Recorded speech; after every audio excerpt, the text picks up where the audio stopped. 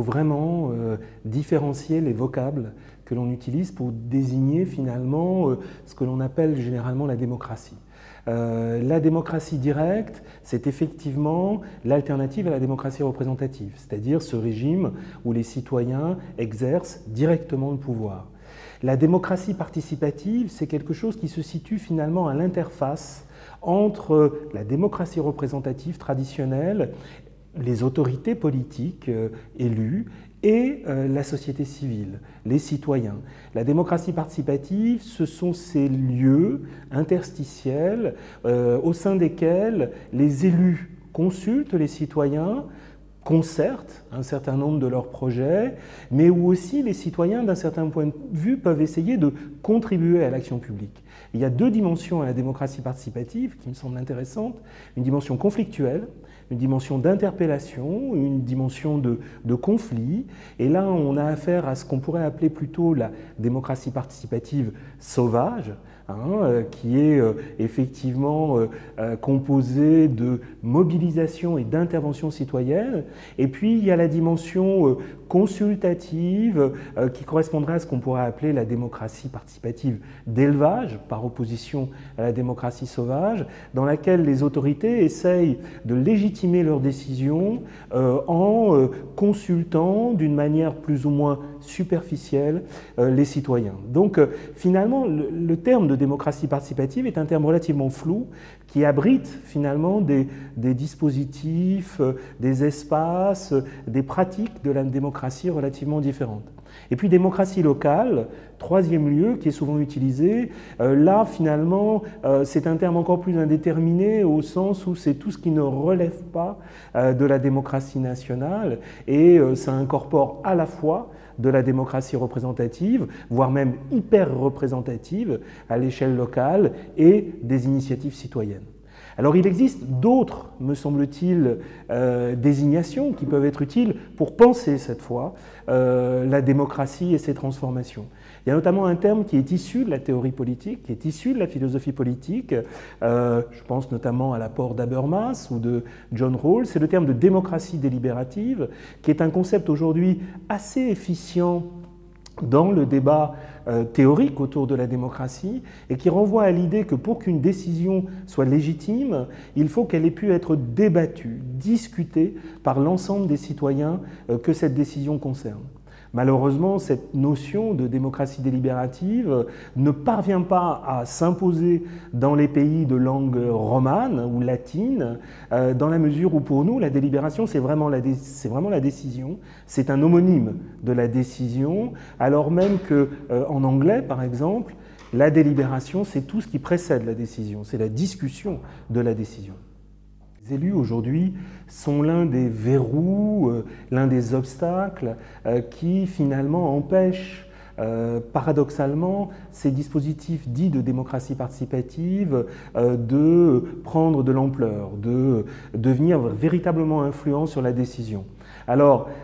c'est paradoxal, parce qu'en même temps, ce sont les élus qui proposent, un certain nombre d'entre eux offrent des démarches de participation, il y a une forme d'invitation qui est faite aux citoyens de dire leurs mots sur les affaires de la collectivité par exemple, et en même temps les élus sont très ambivalents par rapport à ces démarches, leur dénient au fond toute forme de légitimité. La seule légitimité qui vaille pour les élus, c'est celle qui est issue du suffrage universel, et dans le discours professionnel de la classe politique, l'assimilation entre l'élection et la démocratie est à peu près totale. Donc vous avez des dispositifs qui sont mis en place, mais qui en général n'ont qu'un impact très marginal sur le processus de décision. Les citoyens parlent, mais les élus ne les écoutent pas véritablement. Il y a finalement une forme de dialogue de sourds qui prend place et qui peut engendrer des frustrations chez les citoyens à qui on a laissé croire qu'ils pouvaient efficacement participer, mais qui en fait n'ont finalement qu'une portée très très marginale sur les choses essentielles. Hein, très clairement, on demande aux citoyens de discuter de l'accessoire. On leur demande, pour reprendre une image qui a été utilisée par mon collègue australien Parkinson, on leur demande de discuter de la couleur du papier peint du centre social, mais en aucun cas de ce qu'il doit faire ou éventuellement de son utilité réellement. Et donc il y a là finalement une forme de marché de dupes qui aujourd'hui caractérise cette démocratie participative très institutionnalisée, c'est-à-dire qui se rapproche beaucoup de la communication et qui s'éloigne véritablement de ce que pourrait être une forme de partage du pouvoir. Donc les élus qui sont fragilisés,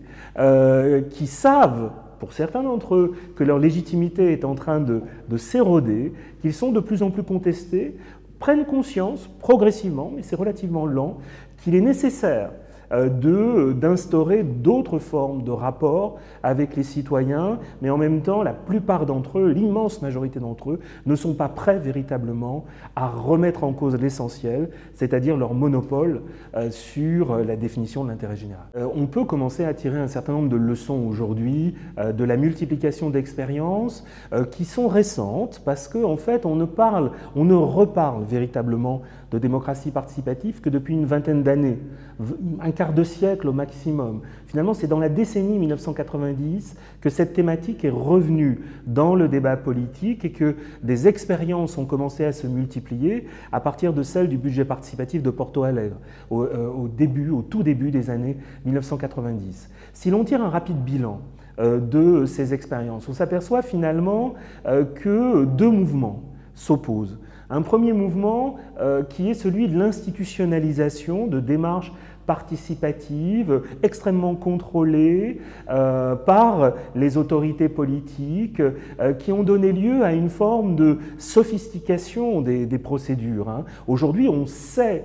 plus ou moins, mais on sait faire participer les citoyens. Il y a des technologies de participation qui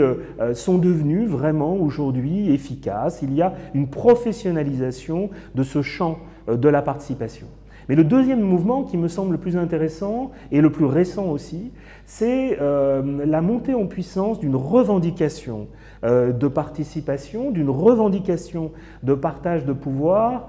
du pouvoir par des collectifs, des groupes de citoyens. Alors évidemment, on a tous en tête les indignés, le mouvement des indignés, le mouvement Occupy du début des années 2000, ces mouvements de place où on a vu finalement des citoyens se réapproprier l'espace public et se rappeler à l'existence finalement des gouvernants en demandant une alternative, ou en tout cas en contestant frontalement et radicalement les règles et les principes de la démocratie représentative.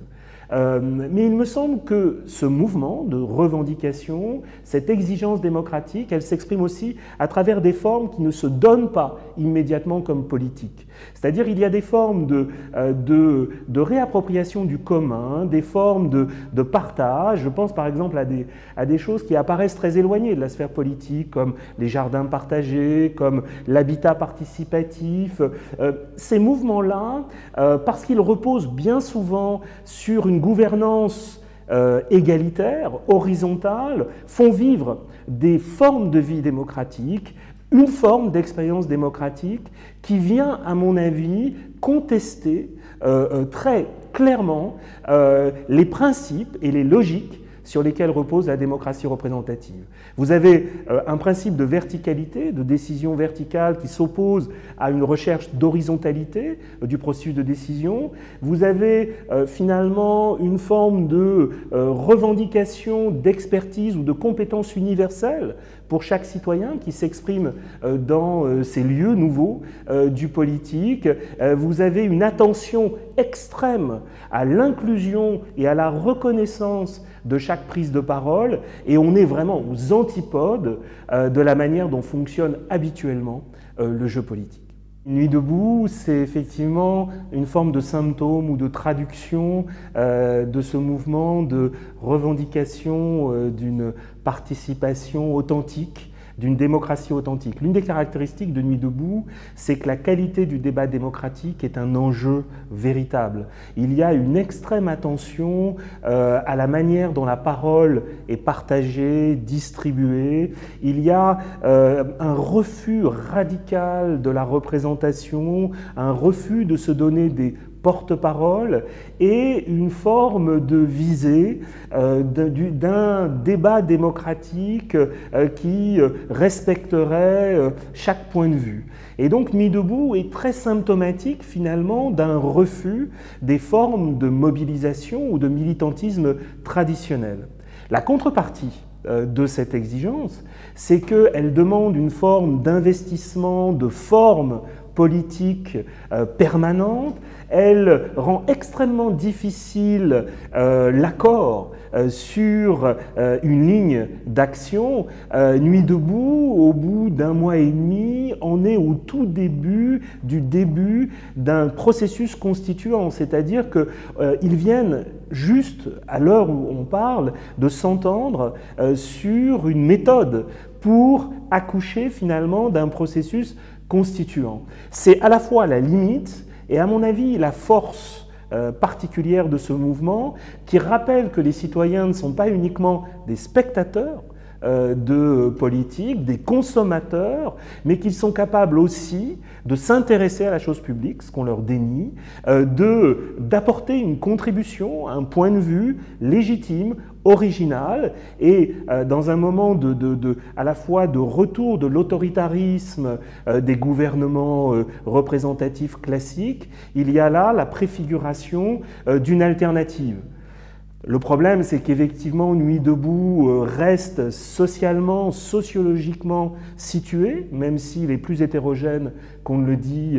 généralement, et que finalement l'articulation des luttes que vise Nuit debout n'est pas encore aujourd'hui à l'œuvre dans ce mouvement, qui reste un mouvement orienté essentiellement sur le débat, sur l'expression politique que sur l'action. Le risque dans tous les dispositifs de participation, quels qu'ils soient, que ce soit des dispositifs institutionnels ou des dispositifs plus informels, comme les assemblées d'un mouvement comme celui des Indignés, c'est effectivement la prise de pouvoir par des individus qui s'investissent plus que d'autres dans le collectif. Roberto Michels l'a dit il y a très longtemps, effectivement, dans toute organisation, y compris quand elle se veut démocratique, il y a toujours un groupe d'acteurs qui, parce qu'il contribuera plus à l'organisation, parce qu'il investira plus dans l'organisation, risque à terme de capter l'essentiel du pouvoir. Ce qui me semble notable dans le mouvement des Indignés ou dans le mouvement Nuit debout, c'est qu'il y a une anticipation de la possibilité d'un processus de ce type, et il y a vraiment quelque chose comme une volonté collective d'empêcher ce processus de captation du pouvoir à travers une rotation régulière des tâches, à travers une surveillance collective finalement du processus de répartition du pouvoir. Alors certes, certains investissent plus que d'autres, mais parce qu'il n'y a pas finalement d'enjeu à cet investissement, d'enjeu de pouvoir, parce qu'il n'y a pas d'appareil qui se met en place, parce qu'il n'y a pas de porte-parole à l'extérieur de ce mouvement, il me semble que ce risque qui existe est limité. Et alors en ce moment, je travaille dans deux directions. La première direction, c'est un retour finalement sur ce qu'on a appelé dans les sciences sociales, en théorie politique, le tournant délibératif, c'est-à-dire cet intérêt aujourd'hui qu'un certain nombre d'auteurs portent à cette question fondamentale du rôle de la discussion en démocratie, et je prépare notamment un ouvrage collectif avec Bernard Manin qui revient finalement sur ces 25 ans de débat autour de l'idéal délibératif. Et puis mon autre projet, c'est effectivement commencer à cartographier cette nébuleuse d'expériences, ce foisonnement d'initiatives qui relève de ce qu'on pourrait appeler une forme de démocratie du faire, c'est-à-dire d'une démocratie dans laquelle les citoyens seraient amenés ou voudraient collaborer, contribuer directement, concrètement au processus de décision, et c'est à cet ouvrage que je pense nécessaire et que je pense utile que je travaille en ce moment.